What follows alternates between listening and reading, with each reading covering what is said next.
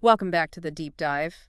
This time you've brought us a stack of sources on social learning theory and moral development. A lot of this stuff focuses on the work of Albert Bandura. It seems like you're really interested in this idea of how people learn, how they wrestle with those, tough moral questions and how that ultimately shapes, who they become and the choices they make. We've got quite a bit here. We've got excerpts from several of his books, a YouTube video summarizing his work, and even a chapter from the Handbook of Moral Behavior and Development.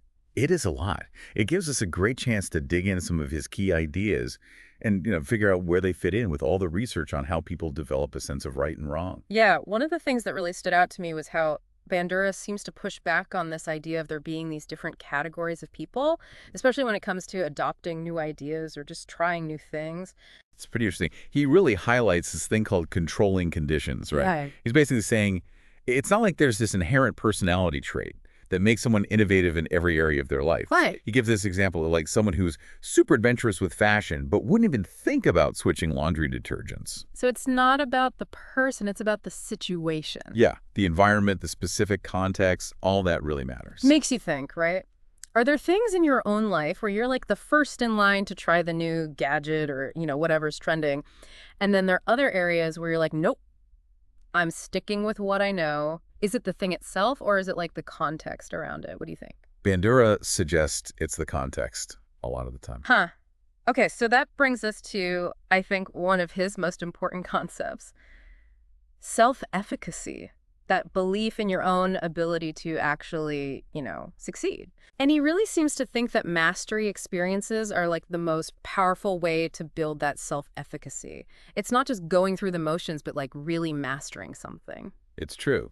Successes, especially early on, can really give you confidence, like a snowball effect. Each time you master a skill or reach a goal, it's like it adds to this belief that, okay, I can do this, I can handle this. But what about when you fail?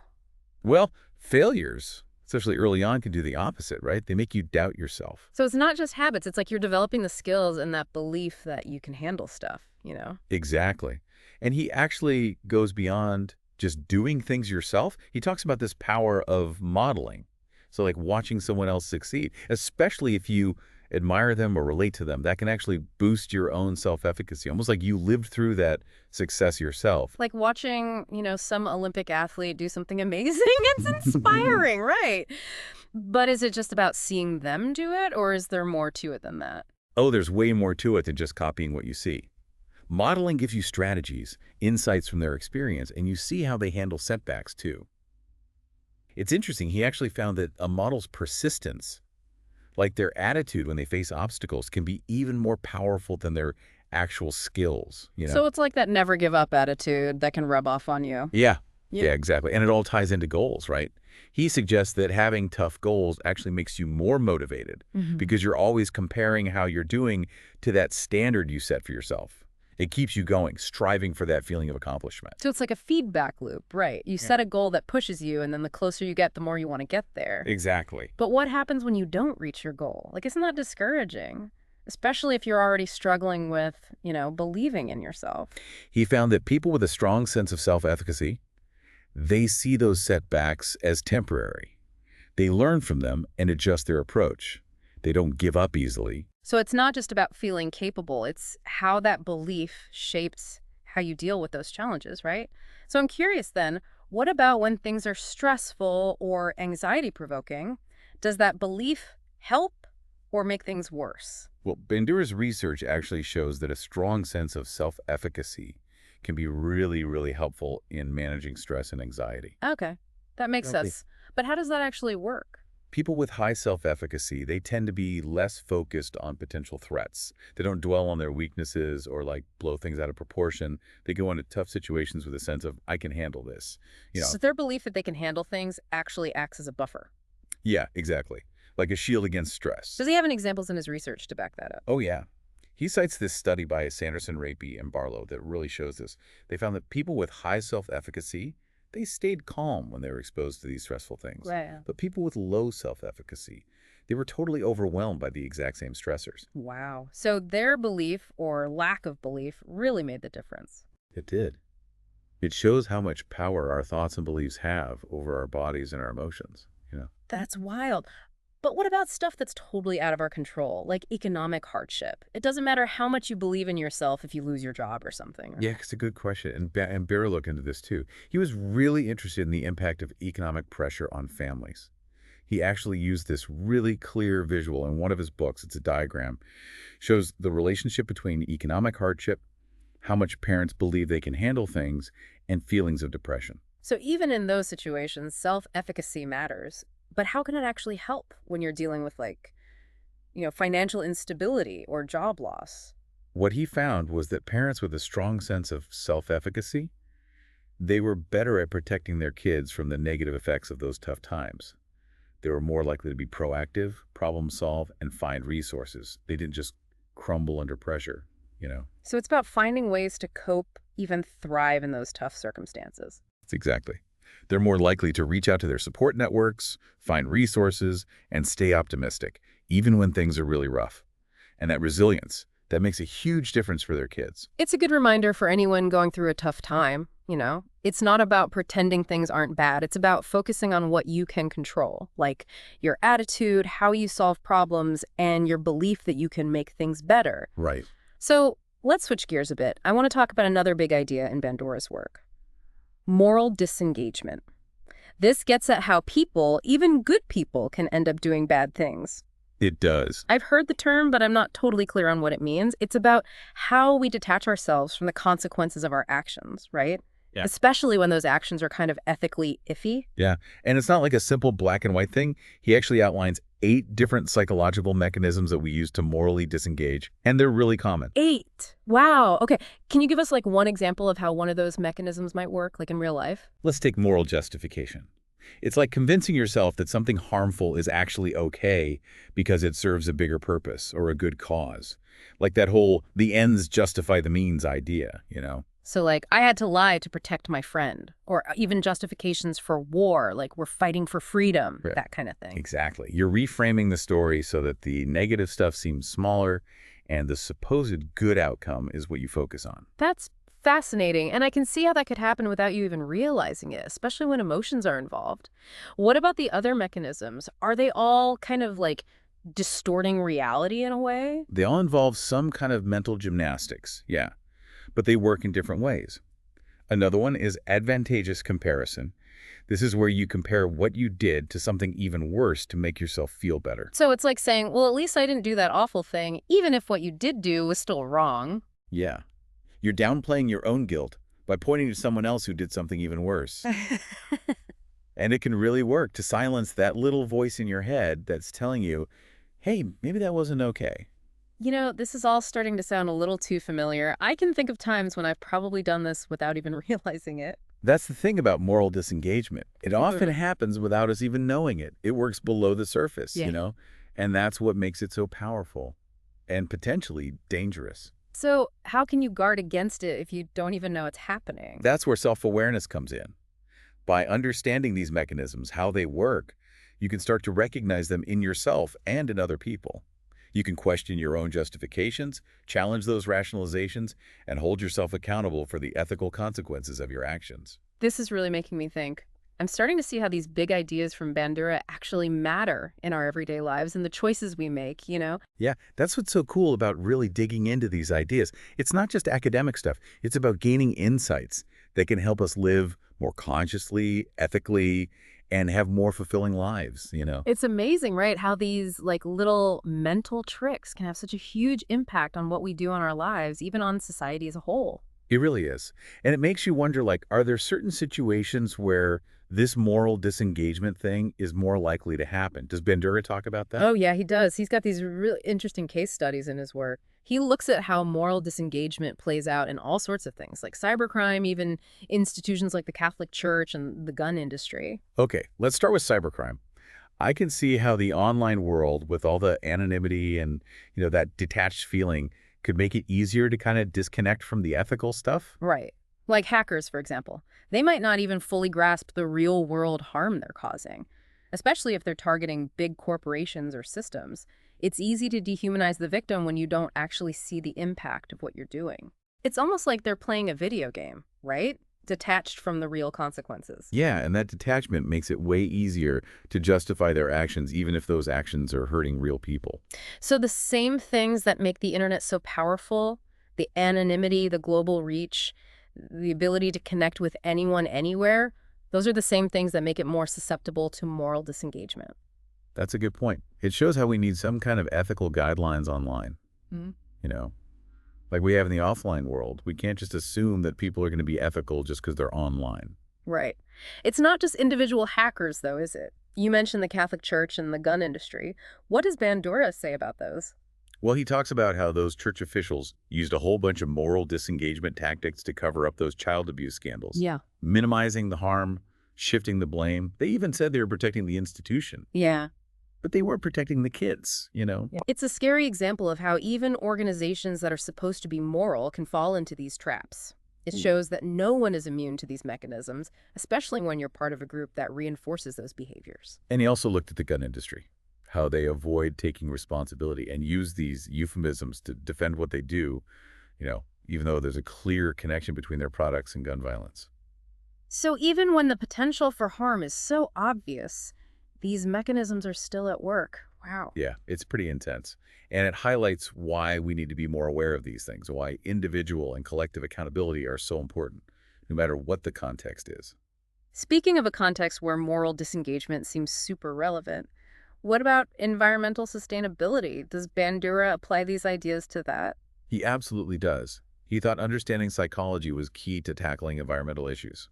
One big thing he says is that people are way more likely to do something to protect the environment if they think their actions can actually make a difference. So if people feel like it's too big a problem, too overwhelming, or like their individual actions don't matter, they're less likely to change their behavior. Exactly. Feeling powerless can lead to apathy and inaction, even when we know how urgent the situation is. But Bandura's research gives us some hope here. He found that highlighting success stories showing people and communities making a positive impact can be really motivating. So it's about showing people that change is possible, that their actions, even small ones, can be part of the solution. Right. And this is where social modeling comes in. When we see other people doing things that are good for the environment, especially people we admire, it makes us want to do the same. It makes sense. If we see people we respect taking steps to reduce their impact, recycle, conserve water, or speak up for environmental policies, it makes it seem more normal, more achievable. Exactly. One of the most interesting examples he uses is his research on promoting contraceptive use in developing countries. Okay, I'm not sure I see the connection to environmental sustainability. Can you explain? It might seem like a totally separate issue, but Bandura saw a parallel in the challenges of changing behavior on a big scale, whether it's family planning or taking care of the environment. He found that using entertainment education, like putting pro-family planning messages into popular TV shows, was super effective. So instead of lecturing people, they used stories and characters that people could relate to. Yeah, it was a brilliant idea, and it had amazing results. In the areas where they showed these dramas, contraceptive use went way up compared to other areas. That's incredible. So what can we learn from that and use for environmental issues? It shows us the power of stories and role models to promote change. It's not just about facts and figures. It's about engaging with people's emotions, their values, showing them that change is possible and a good thing. So instead of bombarding people with scary statistics about climate change, we need to tell stories that give people hope, show them solutions, and highlight the good things people are doing. Exactly. And we need to create those role models, those everyday heroes who are living sustainably, advocating for change, and showing everyone that a greener future is possible. This is making me think differently about how we talk about environmental stuff. It's not just the science, it's the psychology, the stories, the social influences. Right. And that's where Bandura's work is so helpful. It gives us this framework to understand those psychological pieces, those human factors that can either push us toward positive change or keep us stuck. This deep dive has been so insightful. We've covered so much, from self-efficacy to moral disengagement, and now this link between social learning theory and environmental stuff. I feel like I have a whole new perspective on how these ideas can help us deal with real-world problems. I'm glad to hear that. And it's important to remember that Bandura's work isn't just about understanding how people act. It's about giving us the tools to act ourselves, to make good choices, and create a better future for everyone. That's a great point. It brings me back to something we talked about earlier, the tension between our capacity for good and our potential to mess things up. Does Bandura have anything to say about how we can nurture the good stuff like compassion and moral courage? He does. He knew that we're all capable of good and bad things, but he believed that we can grow morally and change for the better. So even with all the evidence that we make mistakes, he was optimistic about human nature. He was. And he believed that understanding how we learn, how other people influence us, and how we can overcome those moral disengagement traps is key to bringing out the best in ourselves. Okay, so what are some of the key ingredients, according to Bandura, for developing that moral courage? That willingness to do what's right, even when it's hard. He was really big on self-efficacy, believing in yourself and your ability to make a difference. When we have that belief, we're more likely to act on our values, to speak up when we see injustice, to challenge things even if it's risky. So it's about not feeling powerless, but feeling like you have the power to make a difference. Exactly. And this connects back to social modeling. When we see other people acting with courage and integrity, especially people we look up to, it inspires us to do the same. It's like they're showing us that it's possible to do the right thing, even when it's tough. They give us permission to be brave, to take a stand, and to believe that what we do can make a difference. Right. And he also talked about how important it is to be able to reason through moral dilemmas. When we can analyze those tough situations, weigh the different values, and really articulate our moral principles, we're less likely to be tricked by oversimplified arguments or to fool ourselves. So it's not just about having strong feelings about right and wrong. It's about being able to think critically about those feelings and to explain our reasoning clearly. Yes. It's about developing both our hearts and our minds, combining compassion with critical thinking. This makes me think about all the information out there these days, especially online. How do we know what's true and what's not? Does Bandura offer any guidance on that? He does. And it goes back to what we were just saying. Critical thinking, being able to evaluate where information comes from, recognize bias, and consider different perspectives before making up your mind. So it's about having a healthy skepticism, right? Not just believing everything you see or hear. Exactly. And it's about being willing to talk to people who have different views, to listen to them and try to understand where they're coming from, even if you don't agree. It's about having those tough conversations, those disagreements that can actually help you understand each other better. Yes. And it's about knowing that we all have biases. We all see the world in our own way. And recognizing that is the first step toward overcoming them. This whole discussion is making me think about education, not just in schools, but throughout our lives. How can we learn and teach those critical thinking skills and that moral compass we need to navigate this crazy world? That's a big question. Bandura believed that education isn't just about giving people facts. It's about helping them learn how to think, how to question, analyze, evaluate information, make ethical choices, and be active citizens. So it's about teaching people how to think, not just what to think. Exactly. And it's about helping them believe in themselves and their ability to make a difference. Because ultimately, that's what will empower them to be the people who make change happen, the problem solvers, the leaders who care. This has been such an inspiring conversation. Even though we've been talking about some heavy stuff, I'm feeling hopeful. Bandura's work shows the difficult parts of being human, but it also gives us a path toward a better future, a future that's fairer, more compassionate, and sustainable. I agree. It reminds us that we have choices. We can learn, we can grow, and we can create a world that reflects our best selves. And on that note, I think it's time to talk about something that's been a big topic of debate lately: the role of religion in shaping moral beliefs and behavior. I'm really curious to see what Bandura's theories can tell us about this complex relationship between religious faith and morality. That's a fascinating and often controversial area to explore. Bandura didn't specifically focus on religion in his work, but his theories can help us understand how religious beliefs, social influences, and cognitive processes all work together to shape our morals and our actions. So how does social learning theory fit in with religion? Well, just like we learn other behaviors and beliefs, we also learn our religious beliefs and practices through observation modeling and reinforcement. Our families, our religious communities, and the broader culture we live in all play a role. So our religious beliefs are shaped by our social environment, just like Bandura said about other kinds of learning. Exactly. And this can lead to strong group identities and biases. We favor people who share our beliefs and can be suspicious or even hostile toward those who believe differently. It's like we create these echo chambers where we only hear information that confirms what we already believe. That's right. And that can make it really hard to have meaningful conversations with people from other religions and to find common ground. So how can we use Bandura's insights to bridge those divides and promote more understanding and cooperation between people of different faiths? That's a crucial question in our world where there's so much diversity. One important takeaway from Bandura's work is the power of social modeling.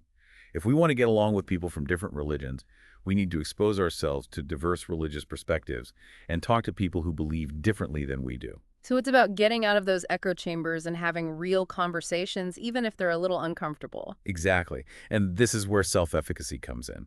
If we believe that we can make a difference in bridging those religious divides, we're more likely to actually try to have those conversations and make things better. So it's about changing our mindset from feeling threatened by those differences to feeling empowered to build bridges and find common ground. Precisely. And it's a reminder that those conversations don't have to be about trying to convert someone to our beliefs. Yeah. It can be about listening, learning, and finding shared values that can bring us together, despite our religious differences. This makes me think about Bandura's idea of moral disengagement. Do you think some religious people or groups use those mechanisms to justify doing harm to people who believe differently? That's a really good point. Unfortunately, history is full of examples of that happening. Religion can be a source of morality and compassion, but it can also be used to justify prejudice, discrimination, and even violence. So it's not just about having religious beliefs, but about how we interpret and apply those beliefs and how we treat other people. Exactly. And this is where Bandura's emphasis on moral reasoning is so important. It's not enough to just blindly follow what religious authorities say. We need to think critically, to question our own assumptions, and make sure our actions are in line with our values, even when those values conflict with our religious teachings. It's like blind faith, whether it's in religion or politics, can be a dangerous thing. We need to examine what we believe and be accountable for what we do, regardless of our religious affiliations. Absolutely.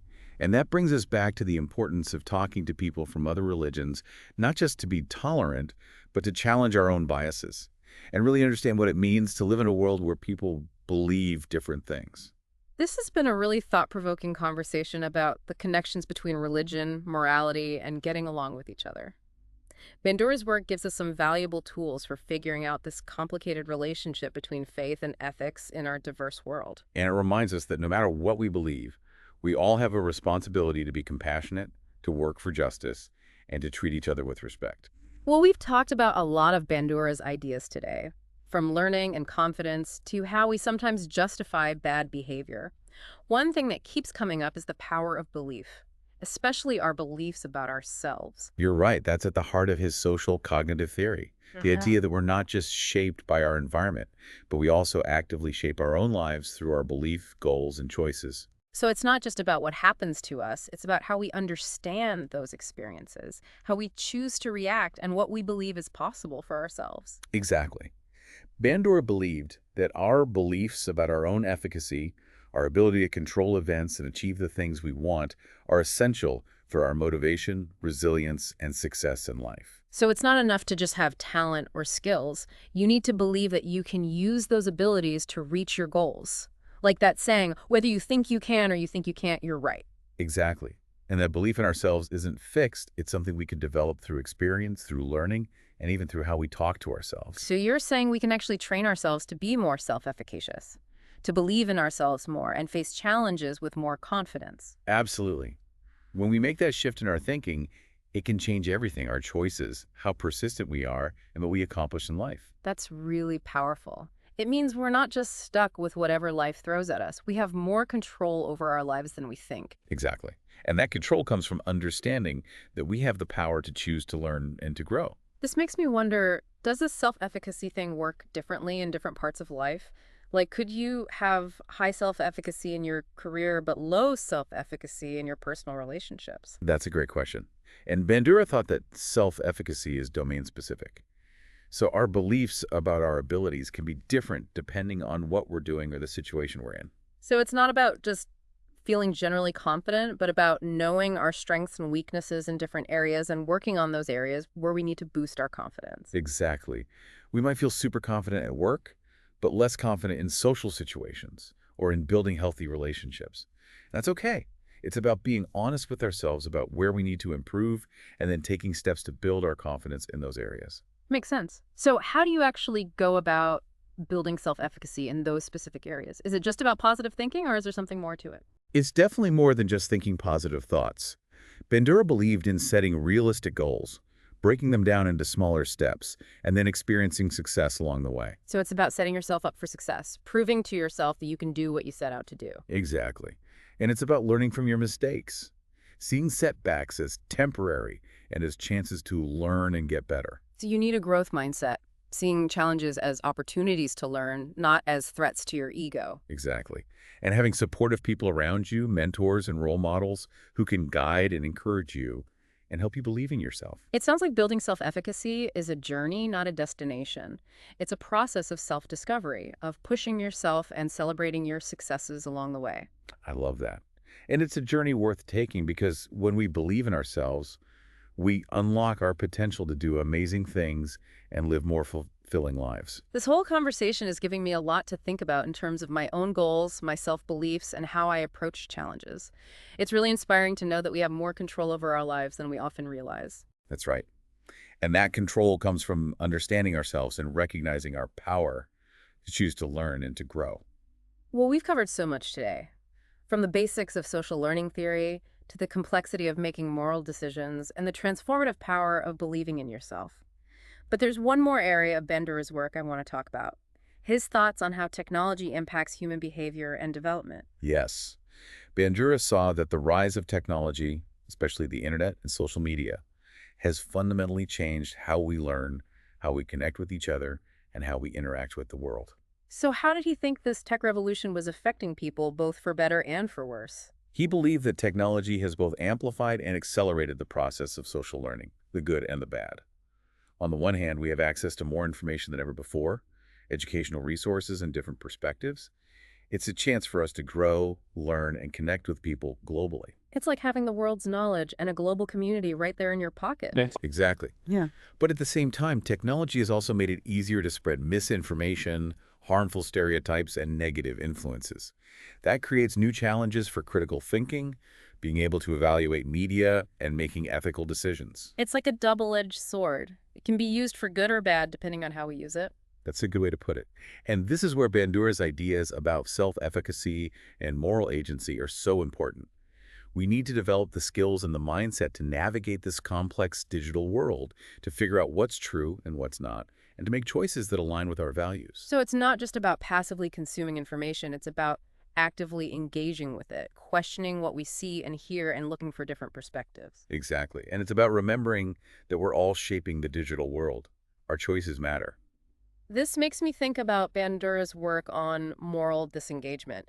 Could it be that the anonymity and distance of online interactions actually make it easier to disconnect from our morals? To justify doing things online that we would never do face to face? You're right to be concerned about that. Yeah. There's a growing worry that the online world, with its anonymity, can create a space where cyberbullying, hate speech, and other kinds of online aggression are more likely to happen. It's like we lose our empathy and sense of responsibility when we're hiding behind screens and usernames. That's the danger. And it shows how important it is to develop ethical guidelines for how we behave online and to teach people how to think critically, be empathetic, and be responsible online citizens. So we need to recognize that the same moral principles that guide us offline should also apply online. Exactly. And we need to create a culture of accountability online where people are held responsible for what they say and do, even in the virtual world. This is making me rethink my own online habits and how I interact with information and other people online. It's a good reminder to be mindful and intentional about how we use technology. We need to use it for good and be aware of its potential to do harm. And this brings us back to one of Bandura's core ideas: the power of believing in yourself to shape your actions and your future. In this digital age, it's more important than ever to have a strong sense of self-efficacy, to believe in our ability to navigate the complexities of the online world, to make good choices, and to use technology for good. Absolutely. And it's about understanding that we're not just passive bystanders in this technological revolution.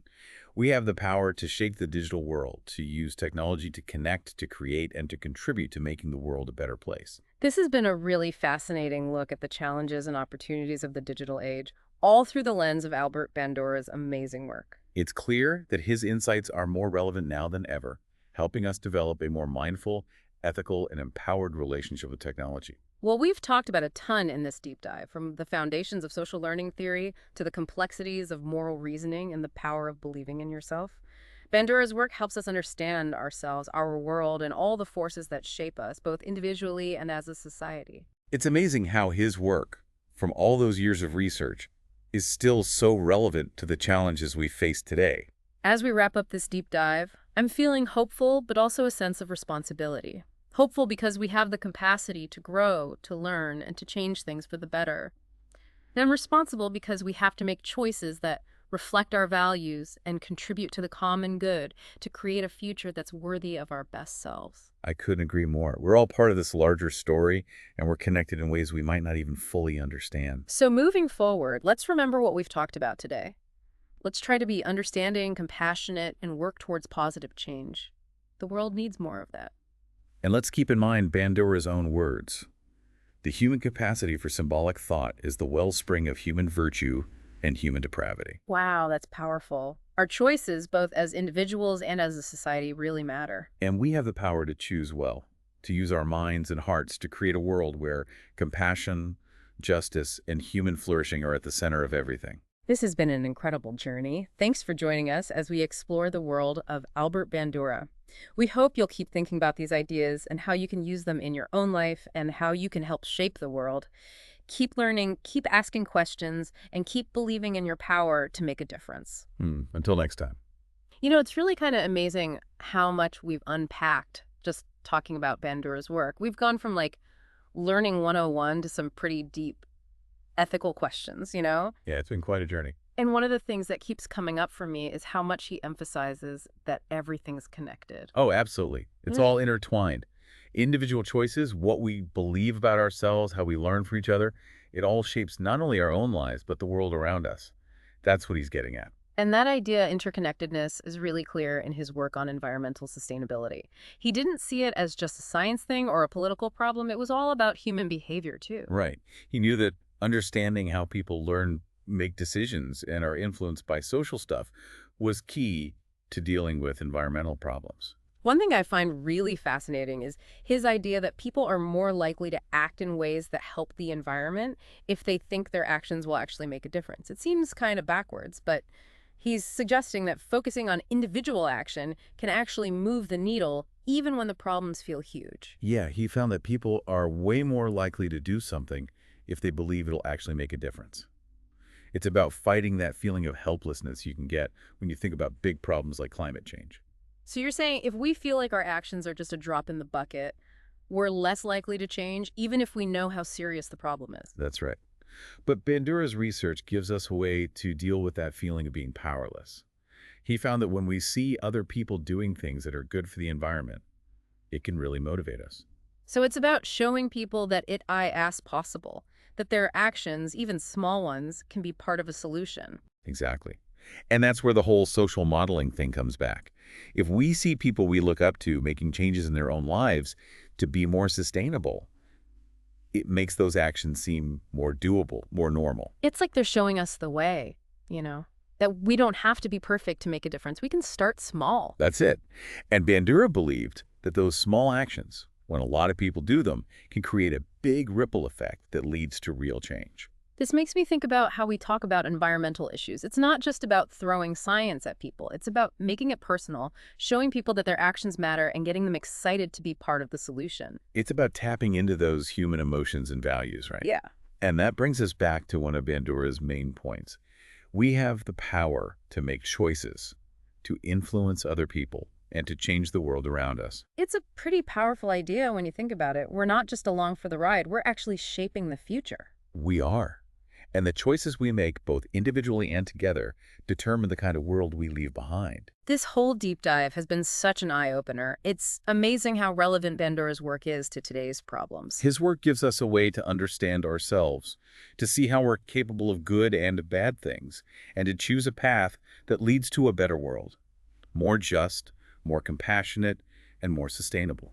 Well said. It's been a great journey exploring Bandura's ideas. Hopefully, it's made you think about things differently, maybe even sparked your curiosity to learn more. Definitely. And as we wrap up, I want to say thank you for joining us on this deep dive into Albert Bandura's world.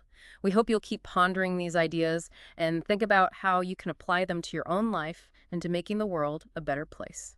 Keep learning, keep asking questions, and keep believing in your ability to make a difference. But that's it for this deep dive. Until next time.